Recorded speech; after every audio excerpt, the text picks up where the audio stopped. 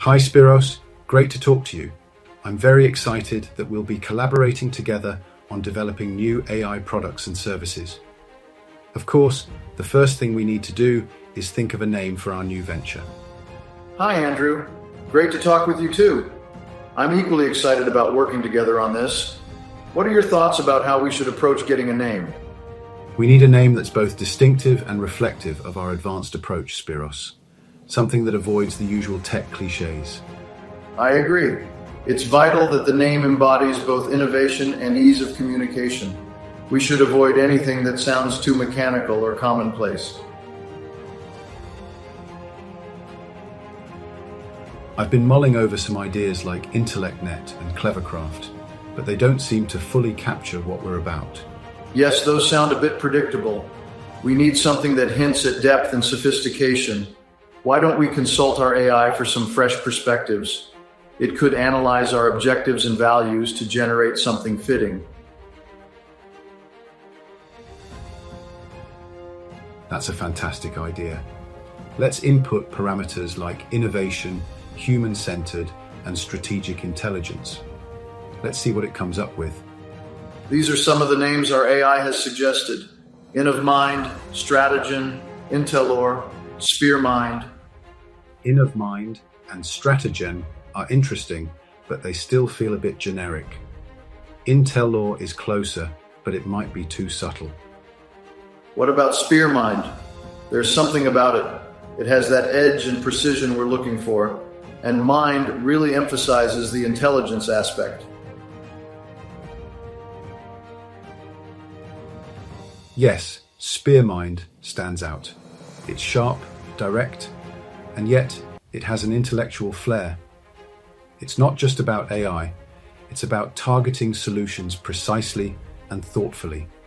It feels right. I think it perfectly captures our vision. It's innovative, it's memorable, and it certainly doesn't sound like any other tech company out there. Agreed. Let's go with SpearMind. I'll inform the team to start the branding and narrative around this. We've got AI to thank for this stroke of inspiration. Absolutely. This is a testament to the power of integrating AI into our creative processes. It's the beginning of something great. Let's make sure everything we do with SpearMind lives up to the innovation its name stands for. Agreed. We got it. Yes, we got it.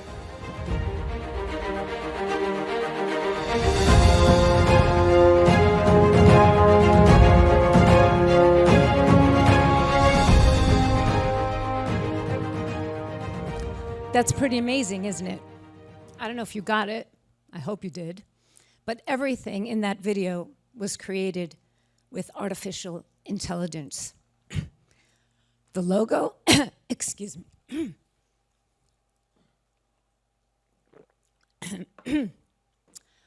From the logo, the people in the video, the avatars, not just cartoon figures, but actual, real avatar people. The scene, the scenario, the script, and the logo, the slogan, sharpen your strategic edge, and of course, SpearMind.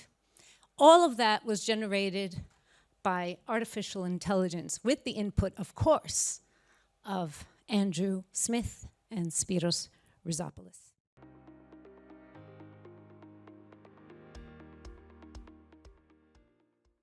SpearMind has an important announcement to make, that finally we now have products and tools that will harness the technologies that are out there so that we can incorporate that into our integrated media campaigns. We have a lot of strategies and tools, but now we're going to have to incorporate artificial intelligence. At least that's what the experts who we will hear from today will explain to us.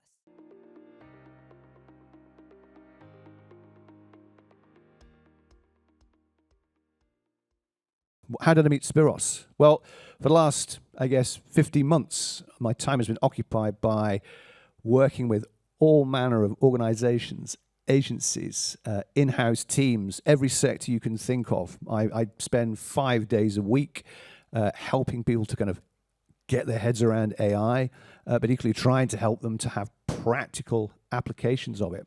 And it was through that Spiros got in touch last year and said, I want someone to give me some practical insight.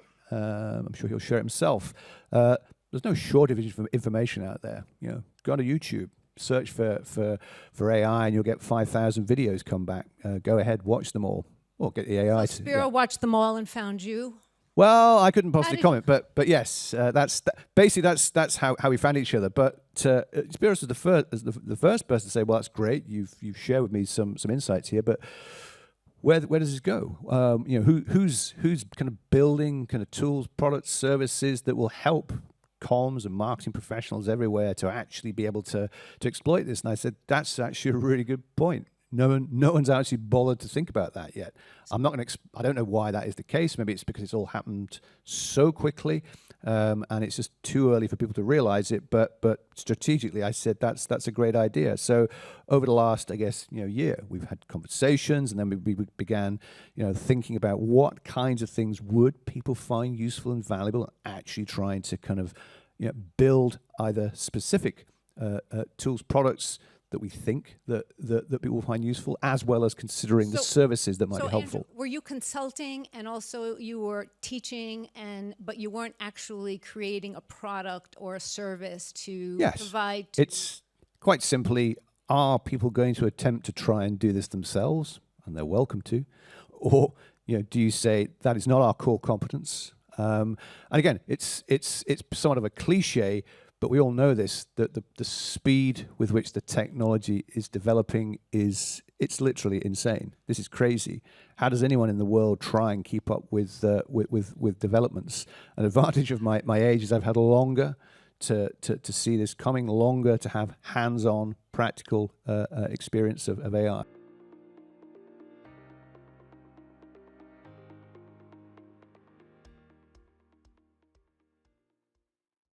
So today, SpearMind is the #1 company, is the global leader that actually dared to take advantage of everything that's out there that refers to AI, either software or training, that has actually managed to take that info and made it work for the client and made it work for the society.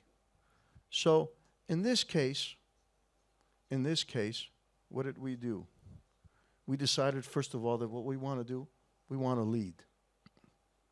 Well, lead and embrace the technology and not be afraid of the technology. And not be afraid of it. Okay. So it was it wasn't even part of my mind to be part of the biggest element that runs the show right now, which is the following. Do we actually want to pretend that we're not using it and sell it as our own? Or do we actually embrace it and teach the world and the clients that we are the brains that make the software work? That's what the big challenge is, and that's where the importance is.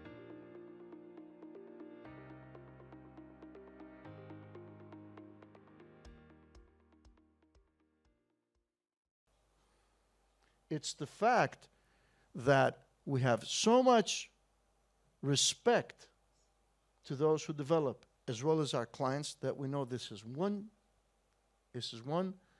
option and one challenge. You never fall asleep. There's not going to be a SpearMind 2.0. There's not going to be a SpearMind 3.0. Because we need to change every day. The client can come back to us every day and say, give me the answer to this. Where is Andrew important? Andrew, having been breathing AI all these years, is the strong arm of our R&D. He understands every development, that every piece of software is developed within the software, or every new software that's out there. And he will come to me and say, this is what came out, what can we do of it? And we'll spend hours over this. So is strategy still a human thing? Oh, it is. Okay. Totally.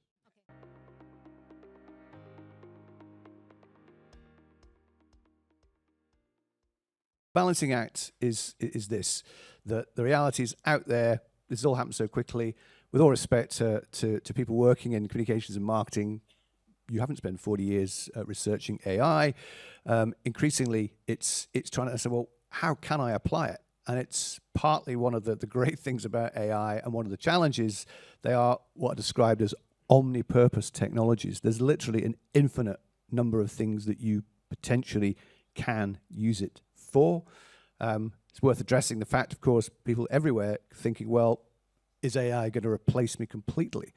And the answer is, well, no, it most definitely doesn't have to do that. But to your point about the human element, it's still humans driving the machine. It's still humans providing input to the AI, and it's still our responsibility to judge what the AI gives back. You don't just accept what it gives you. I mean, Right. you can, but I'd say that's pretty dangerous.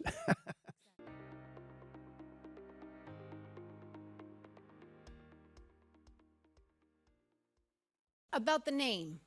Were there ideas about the name? Did you give, I want it I'll to give you the be process. inspired No, by we don't. this, We don't that? come up with ideas.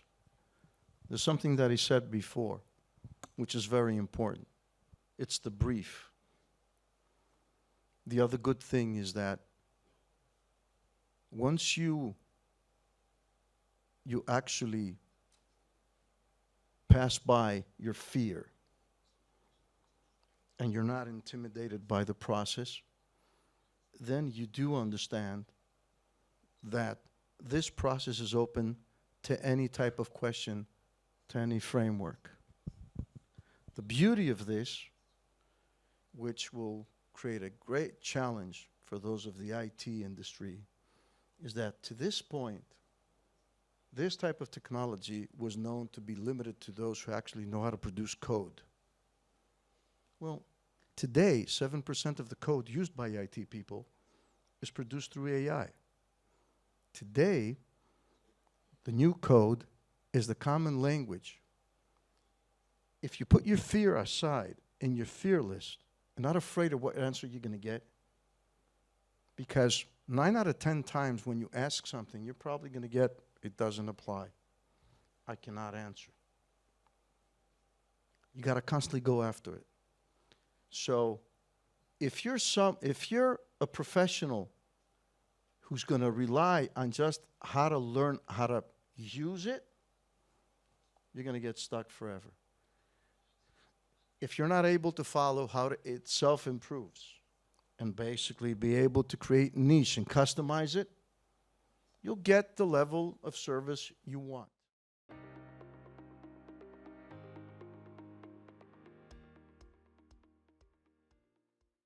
Because the other secret of AI is that it doesn't use some vague knowledge out there.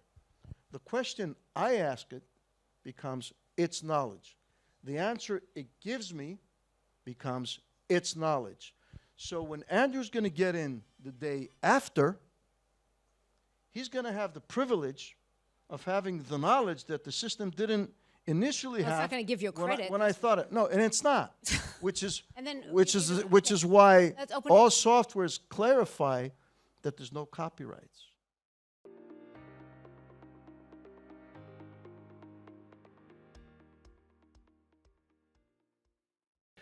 And whatever's said in a meeting doesn't leave the room. And it's quite useful when you're talking to a room full of 50 senior heads of communications with large multinational firms, and they can be completely honest about their view on AI. And I can tell you now, universally, everyone is saying, I have got no idea. If anyone's concerned that everybody else is racing ahead and taking incredible advantage of AI today, I can reassure you that isn't true. Everyone is facing the same issues. So from Does that, it matter what age? Does Really age not. play a role? no. Play a Well, I'm role? testament. I'm 60 years old, and hey, you know. No, like is There are it the people out- newer generation that is much more well versed? It's like social media. You could argue that yes, the younger generation kind of tactically know their way around social, but are they using AI? Yeah, they're playing around with it, they're experimenting with They it. still need to have the knowledge Yeah. to sort of strategize. Well, and there everything. was a Salesforce Well, survey. we're talking about media too. Let's just remember. Yeah, we're yeah, talking yeah, not yeah. In general, we're not talking Yeah, but about specifically, other industries. so specifically, I think I would characterize it now that the vast majority of people have tried things out. But let's be honest, the vast majority of people have had absolutely zero guidance on how to do it, or even organizationally, taking a strategic view of, well, where can and should AI be applied? Partly because people have no idea of the possible capabilities of what can be done, really done today, and to anticipate the future, to future-proof your way of doing it. Okay.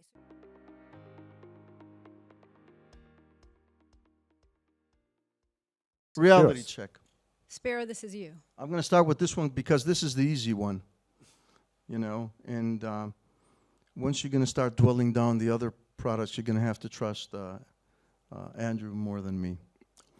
This was the initial thought, and this is where it all started. The first thing I picked up on is that we have multiple tools out there that have a monolithic approach of actually everyone extracting the knowledge at once from a specific sphere. Surveying provides different data. Digital media provides different data. Social media provides different data. The first level is someone, somewhere, somehow has found a way of combining it. The difference is when you try to combine and you actually try to use a code, it's a code produced by one. If it's not a code and it's a human factor, as incredibly efficient and smart a professional can be, at the end of the day, it's his mind. It's one mind combining all that. And there's no way on earth this expert is as equally good in surveying, is as equally good in translating social media, and is equally good in understanding digital media. And the most important thing, the qualitative part, which is going to take heads-on what we call focus groups today, are the actual quotes that are being made and the phrases provided every time there's something up there. So we decided that we need to put together a tool that's going to take all that and provide you a clear understanding when your company or your personality is being mentioned. What does it reflect? How does it score?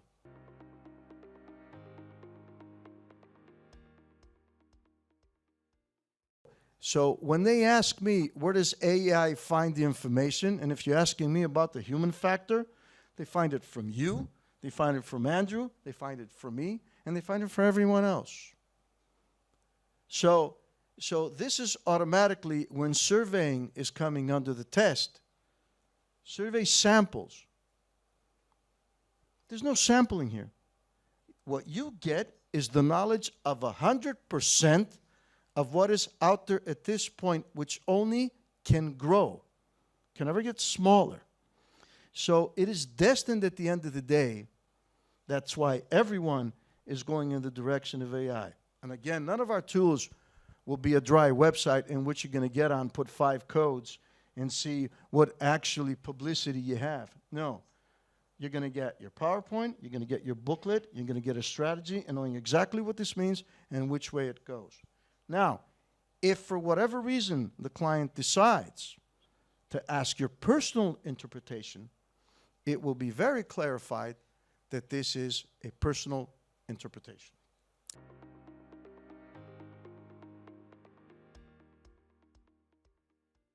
How does this differ from, or maybe Andrew, data platforms, getting data from opting in on all these newsletters or whatever's out there, and also I think it's important to market analysis companies or So- out there anyway. This is clearly brand awareness, horizontally.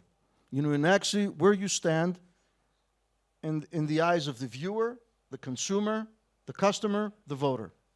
Clear as that. Let's move on to second. And let's just stress, this is a starting point. We're trying, human beings need to kind of latch on to what they're already used to. So we're trying to anticipate things that people kind of understand in the current context. But we've said it a few times now, this landscape changes so quickly that it's a tricky path to try and navigate. As you've already mentioned, at 10 o'clock Greek time, OpenAI will make announcements tonight, which I like to joke with these kinds of presentations that by the time they're finished, something I've said is now out of date because the technology has moved on. And that's really difficult for organizations everywhere. Have you got the time and the in-house expertise to actually even attempt to keep up with this? AI talent is scarce. It's why OpenAI offers $10 million a year if you're a top AI researcher. I know I'm in the wrong job. But it is literally that scarce, and the big AI companies have hoovered up most of it. We're very much focused on supporting communications and marketing. So these, we're calling them products, are designed as a kind of starting point to give people a point that they might be able to work from. But at the end of the day, it's ultimately organizations. You decide, do you want to try and do this yourself? Would you benefit from having something like this to help and support you?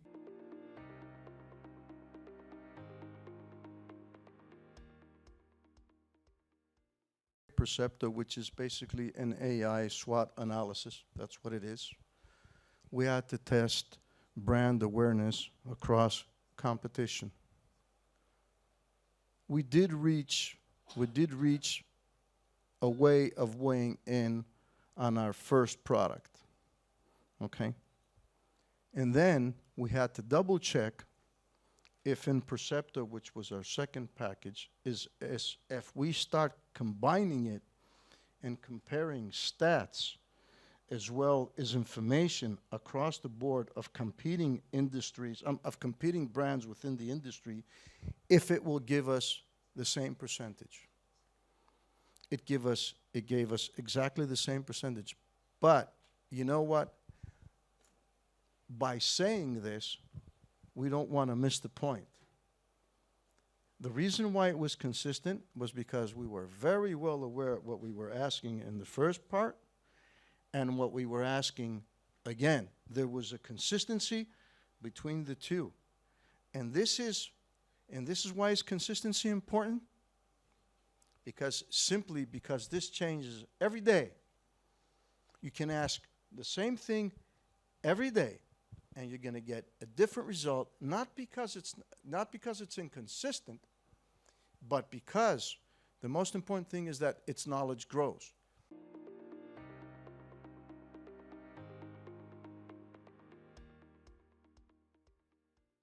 I want to talk about here, Spyros has used the phrase synthetic audiences.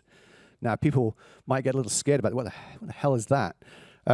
It's the idea that the AI can replicate real human beings, in the sense that, let's say you're launching a new your yogurt brand and you have an idea of the kind of audience you believe should be interested in that.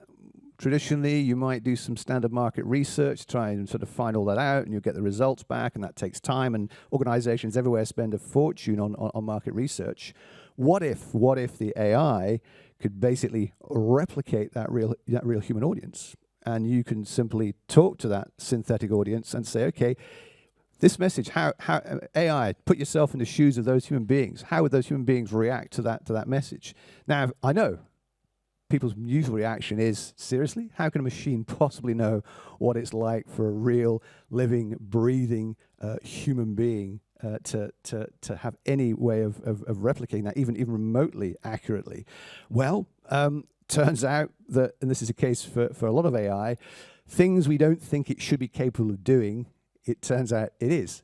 Equally, things we assume it should be good at, not necessarily as good as we think. It surprises us that this is incredible technology. Surely it can do this. Well, sometimes it can't. Again, that's this whole idea of the human and the human being who understands the capabilities and the limitations of the technology to intelligently understand how best to apply it.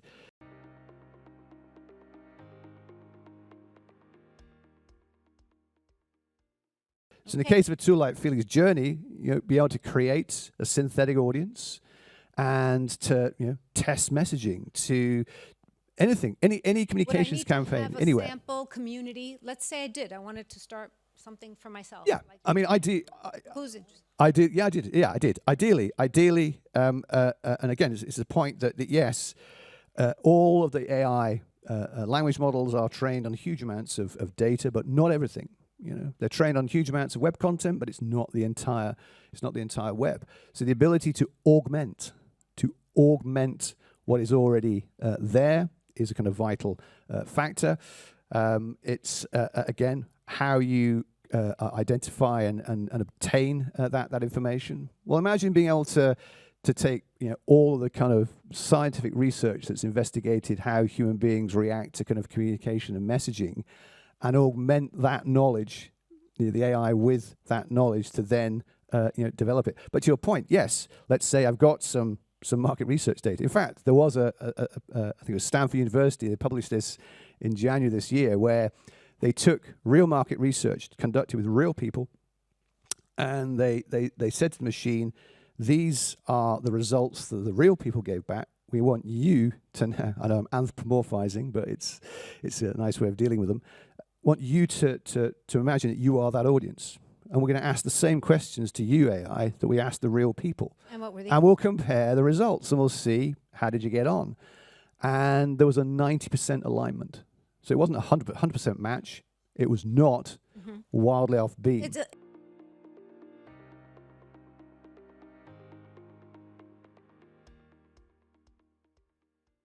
As it came to Feeling's Journey, this is a fascinating tool. Because basically what this does, it gives us the ability, when the brand is heard, seen, tasted, felt, what is the impact? If you feel negatively, if you feel positively, or neutral. And what is the intensity of the reaction? Well, social media must be helping you on that one. Well, very much. But it's one element. This is where it comes back to what Andrew was saying about media campaigns and you. Well, we went a step further. We came up with the model that grades them. And the most important thing, what's the most important thing in social media today? Hashtags. We have the model that produces hashtags for each feeling.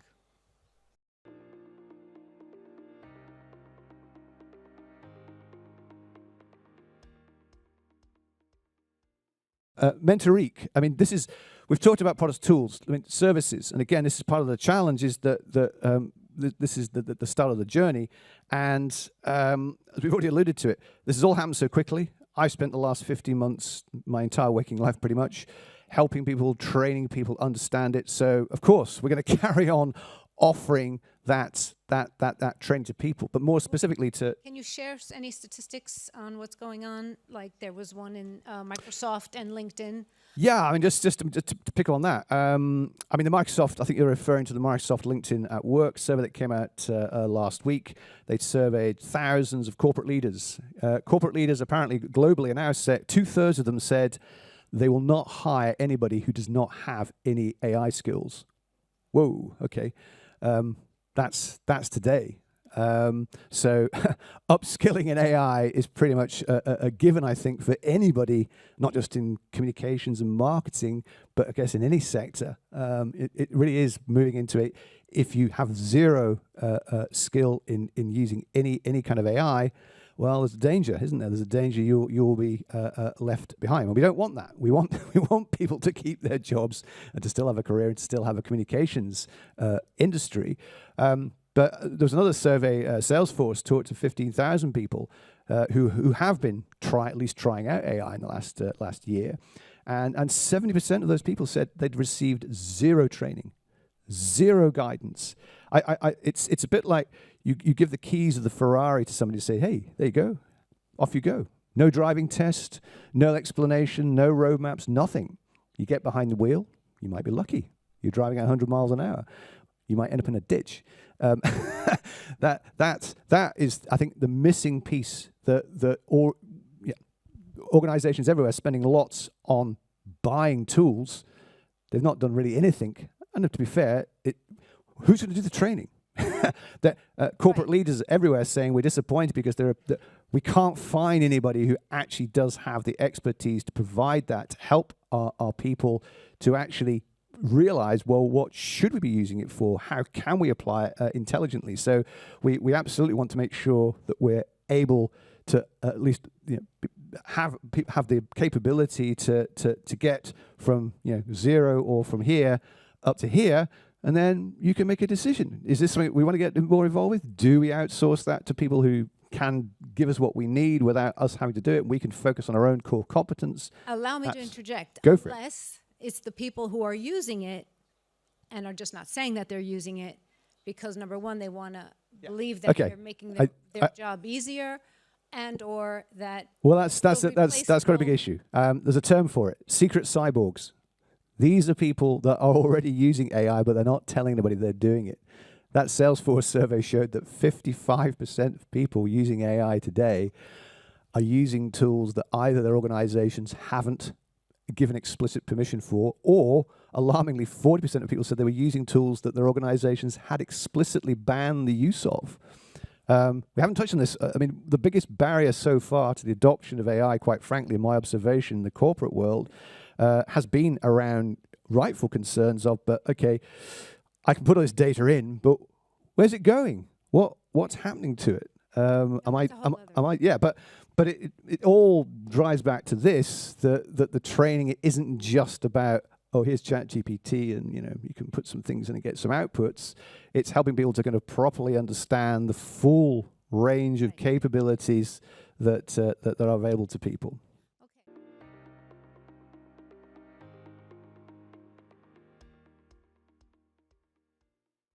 Anthropos.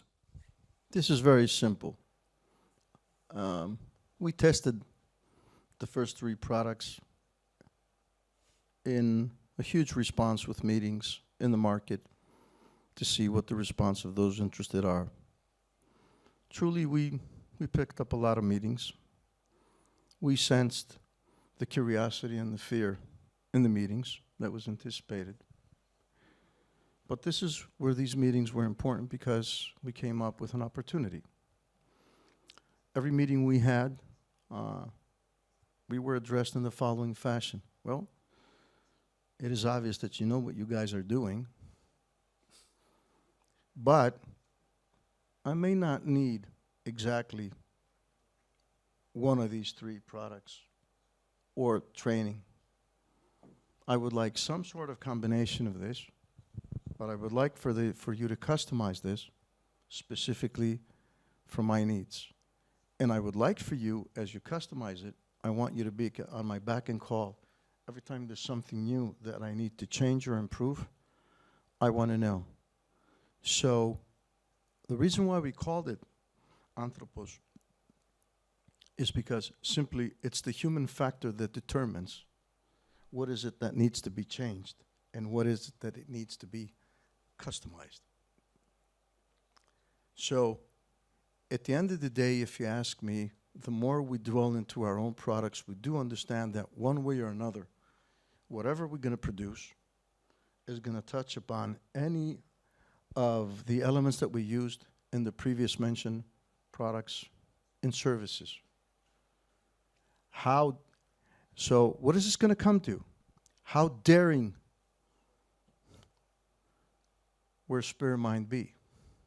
I'll tell one thing, it's going to be very daring.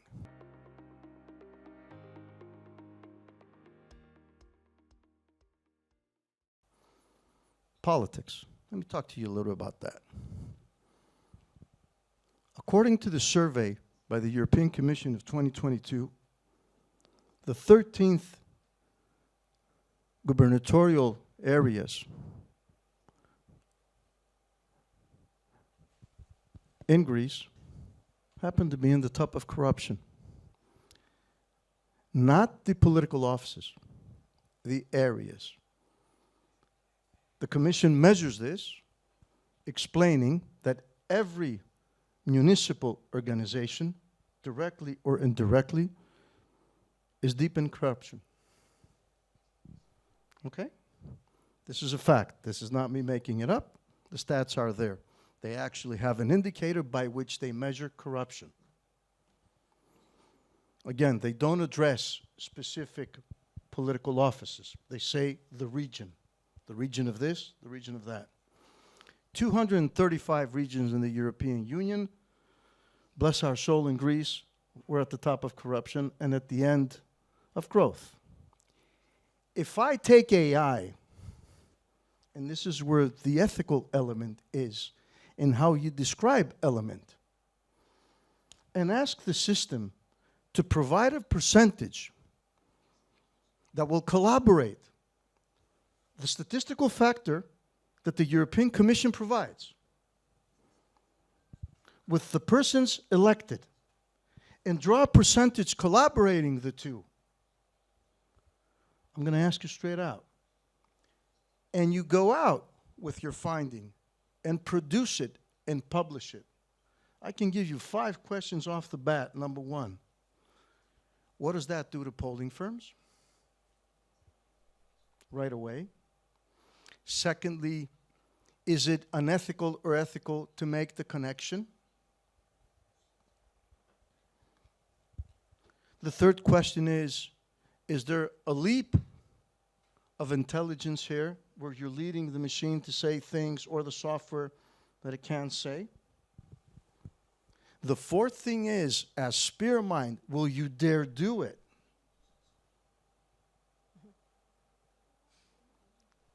And the fifth thing is, what is the response you're going to get once you do it?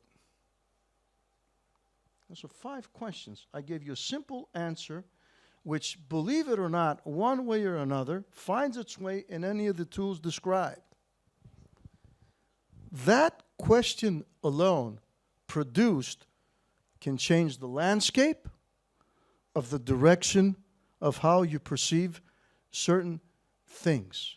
Now, the most important thing, AI cannot be misled, because simply AI will never take something subjective and turn it into an objective interpretation. If the question is not able to be properly used to produce results, it simply won't produce. It doesn't have feelings.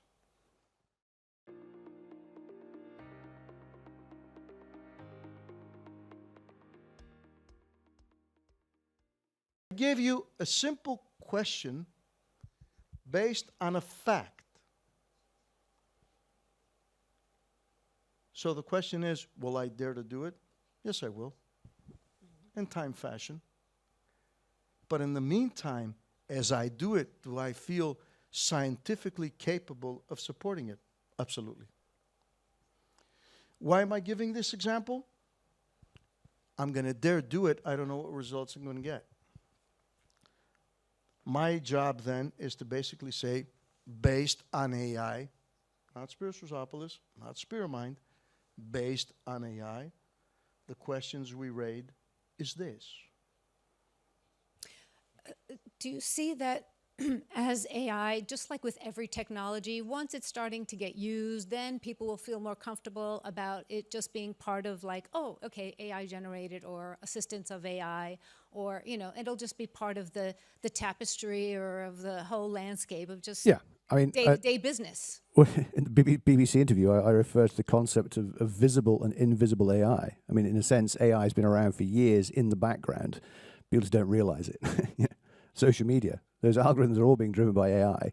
Google search has been driven by AI for close to a decade. Why you see what you see is largely and has been driven by AI already. We're talking about the visible.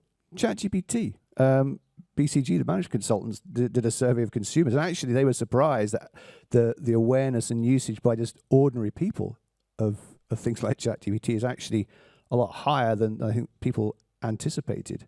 We don't even told this. It's all the world seems to talk about. It's unsurprising that ordinary consumers, businesses are all trying to figure all this out.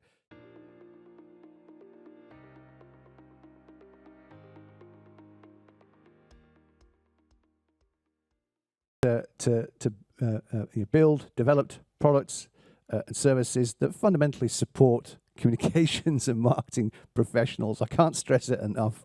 The whole point is to keep people, in a role. When it is not intended to send a signal to say, hey, why do we need 20 people? If 2 people can do the work of 20, and AI will do all of that. Great. Well, let's get 18 people. Are doing the work of 20.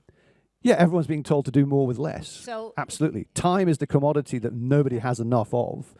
And again, I can't stress it enough. That is definitely one of the early wins, the efficiency gains, the ability to say, here's what we do already. Wouldn't it be great if I could do what I need to do already a lot more quickly, to be able to do more in that, and hopefully to be able to do it at a lower cost?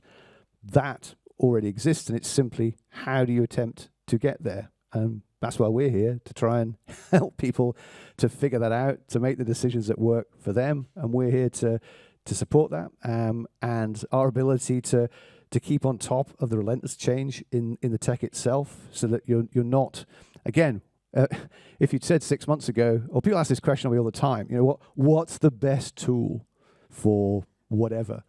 And I can say, well, today it might be this one, but tomorrow it probably won't be.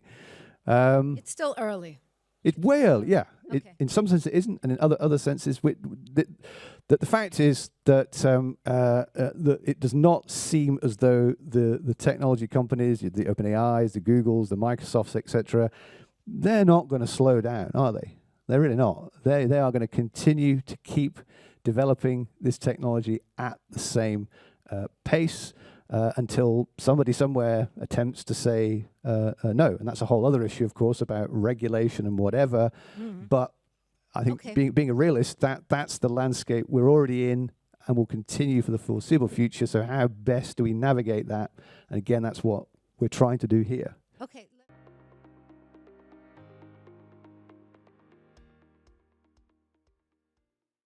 So what do you foresee when with SpearMind and your client base or new clients saying you're going to be using the AI?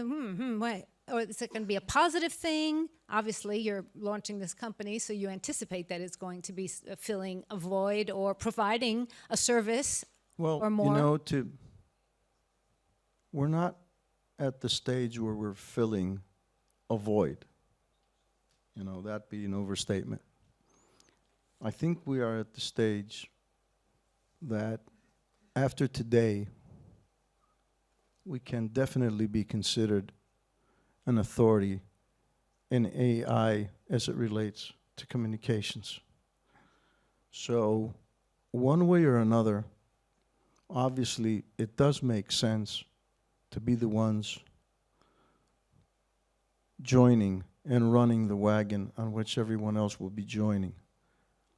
Others will join because of curiosity, and others will join of fear, and others will join because they actually want to be very productive and they want to be in a growth mode. The difference between anything else, and it's up to everyone separately to consider if this is scary or not, this is not going to stop. I mean, I can tell you right now, like everything else finds its way in the European Union being suffocated in terms of creativity, because that's the way Brussels works. They can suffocate and regulate this as much as they want.